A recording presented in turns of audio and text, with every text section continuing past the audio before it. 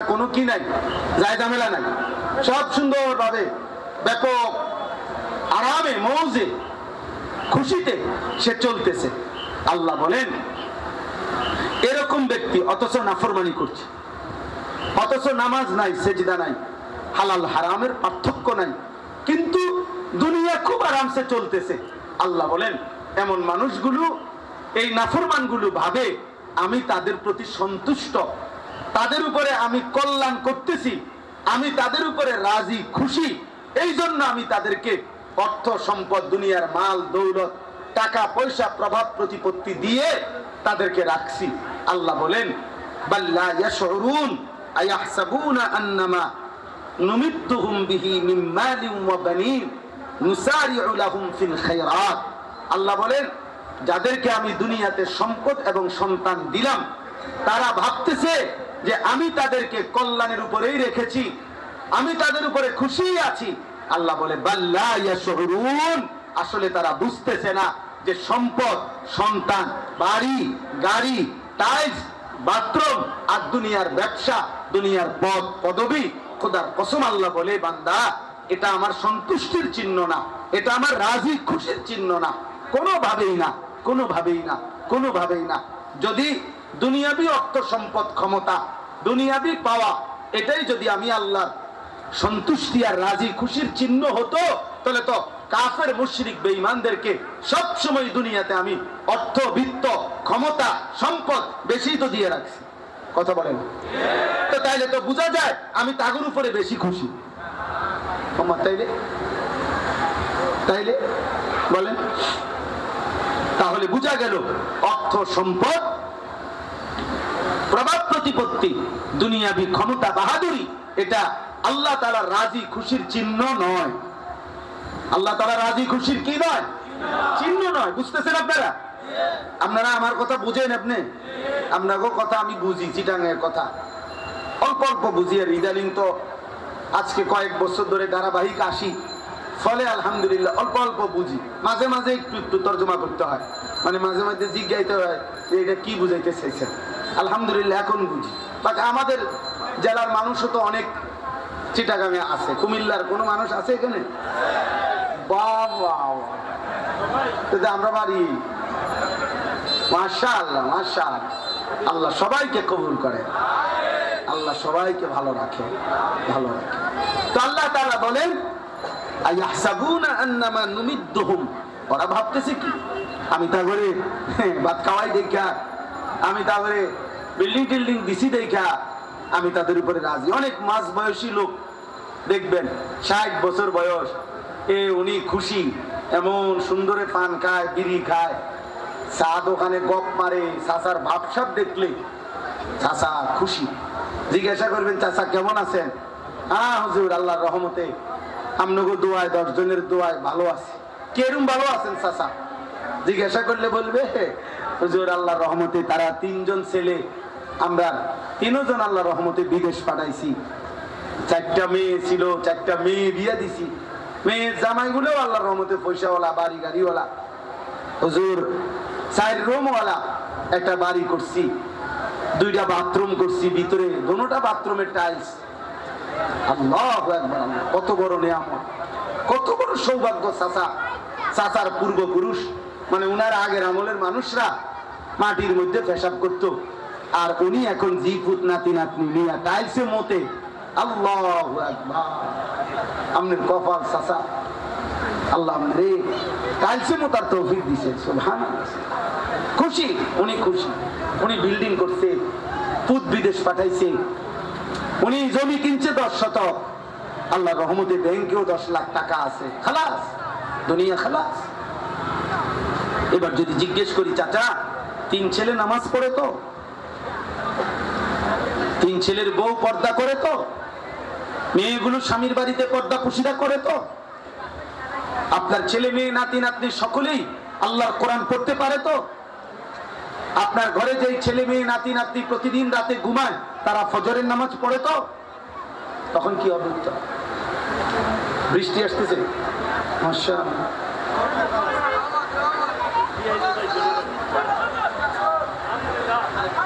আলহামদুলিল্লাহ। মালিকের ফয়সালার উপরে আলহামদুলিল্লাহ বলতে পারা, এটা অনেক বড় নিয়ামত। এটা অনেক বড় কি? আল্লাহর ফয়সালার উপরে সর্বাবস্থায় কি থাকা? রাজি থাকা। এটা মুমিনের একটা সিফাত, মুমিনের একটা কি গুণ। তাহলে আপনি বলেন, আপনার ছেলের নামাজ, মেয়ের নামাজ, ছেলের বউয়ের নামাজ, আপনার নাতি নাতনির কোরআন, তাদের হালাল হারাম, এগুলোর কিছুই আপনি বলতে পারেন না, এগুলোর কোনো খবর নাই। আপনি টাকা পয়সা, বাড়ি, বিল্ডিং, দালান, খাট, পালং, সোফা, এগুলো দিয়ে সফলতা বুঝাচ্ছেন, এগুলো দিয়ে সফলতা বলতেছেন।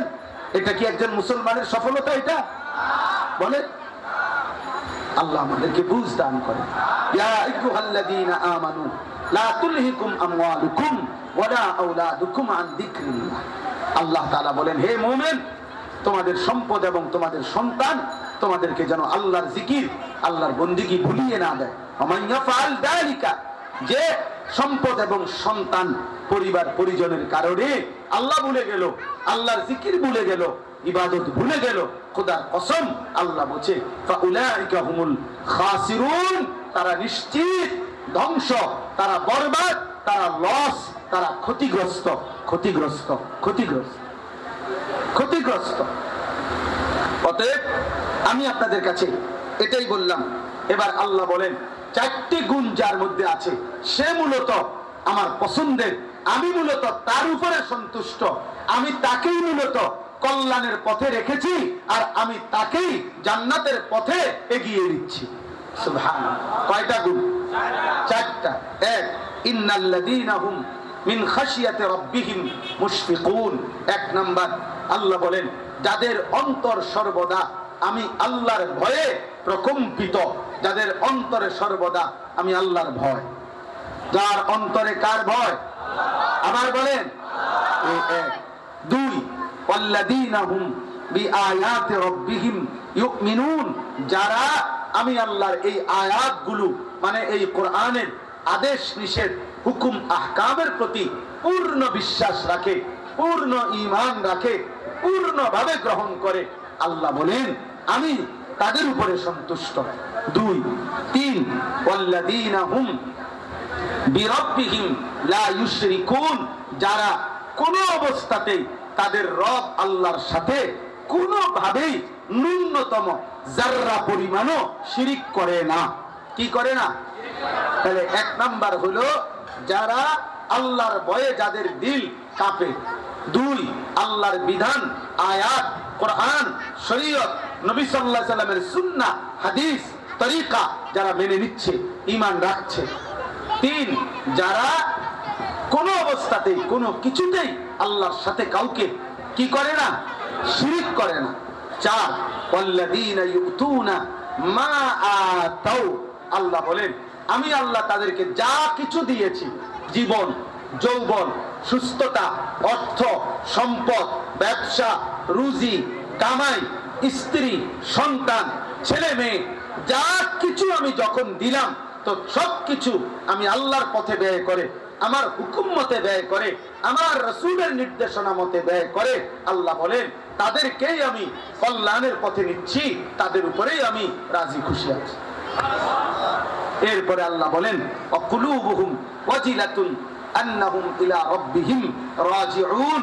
আল্লাহ বলেন, এই চারটা গুণ যাদের মধ্যে আছে তারা তো জান্নাতের পথেই আছে, আমার সন্তুষ্টির পথে আছে, তবুও এই চারটা ঠিকমতো পালন করে। এক, আল্লাহর ভয় দিলে। দুই, আল্লাহর বিধান মানে। তিন, আল্লাহর সাথে শিরিক করে না। চার, আল্লাহর দেওয়া সবকিছু আল্লাহর পথে ব্যয় করে। আল্লাহ বলেন, এরপরেও তাদের অন্তরে সর্বদা এই ভয় থাকে যে আমাকে আল্লাহর কাছে হাসরের ময়দানে দাঁড়াইতে হবে, না জানি আল্লাহ গ্রহণ করে কিনা, না জানি আল্লাহ মাফ করে কিনা, না জানি আল্লাহ জান্নাত দেয় কিনা। এই ভয়ে ভয়ে দিলে দিলে যারা আমি আল্লাহর কথা মনে রাখে, আমারে ডাকতে থাকে, উলাইকা ইউসারিউনা ফিল খায়রাত ওয়া হুম লাহা সাবিকুন। আল্লাহ বলে তারাই কল্যাণের দিকে যাচ্ছে আর তারাই জান্নাতের পথে অগ্রগামী। আল্লাহ বলেন, অতএব এমন গুণ যেন তোমাদের মধ্যে হয় বান্দা, আমি আল্লাহ এটা চাচ্ছি। আর এবার শেষ আল্লাহ বলেন, ওয়ালা নুকাল্লিফু নাফসান ইল্লা উসআহা তোমরা সবাই পারবা। জওয়ান, বুড়া, নারী, পুরুষ, সুস্থ, অসুস্থ, দুর্বল, বৃদ্ধ, শিক্ষিত, অশিক্ষিত, উপার্জনকারী, উপার্জনহীন, তোমরা প্রত্যেকেই আমার বিধান মানতে পারবা বান্দা। কেন? আমি আল্লাহ কাউকে তার সাধ্যের অতিরিক্ত সামর্থ্যের বাহিরে কোনো বিধান চাপিয়ে দেই নাই। আমি জানি বান্দা, তোমারে আমি বানাইছি, তোমার ভিতর বাহির শরীর স্বাস্থ্য আমি জানি, তোমার সক্ষমতা আমি জানি, অতএব ওইটা বুঝাই আমি বিধান দিচ্ছি। এরপরে আল্লাহ তাআলাকে যদি বান্দা বলে, আল্লাহ কষ্ট কইরা আপনার হুকুম মতো যদি চলি, আখেরাতে নেকি পুরস্কার ঠিক ঠিক মতো পামুন। আবার হেনে গিয়ে দেখি যে 2-1 লাইন কম।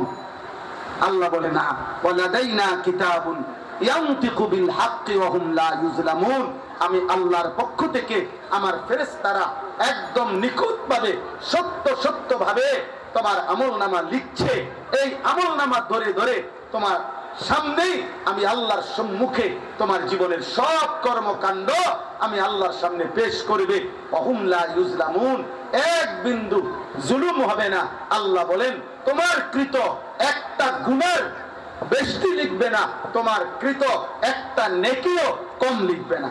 যা নেক করেছো তা কম হবে না, যা গুনাহ করেছো তার গুনাহ বেশি লিখবে না, বরং ইনসাফের সাথে হাসরের ময়দানে তোমার জিন্দেগীর প্রতি নিঃশ্বাসের আমল আল্লাহর সামনে তুমি পাবে। আর সেই আলোকেই জান্নাত কিংবা জাহান্নামে যেতে হবে। অতএব আজকে আপনাদের সবার কাছে আমরা অনুরোধ করলাম, আমরা সবাই মিলে ইনশাআল্লাহ নিয়ত করি, হিম্মত করি যে আমরা আল্লাহর পথে চলবো, ঈমানের পথে চলবো। তাহলে